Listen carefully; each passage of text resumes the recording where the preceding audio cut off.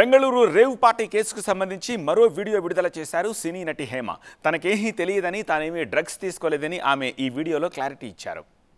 గత కొన్ని నెలలుగా నా పైన మీడియాలో చాలా పుకార్లు పుట్టాయి. మీ అందరికీ తెలుసు. మీడియా వాళ్ళు 35 సంవత్సరాలుగా నేను సంపాదించుకున్న పరువుని ఎలా భూస్థాపితం చేశారో మీ అందరికీ తెలిసిన విషయమే. ఇదిగో నేను కొన్ని టెస్టులు చేయించుకున్నాను.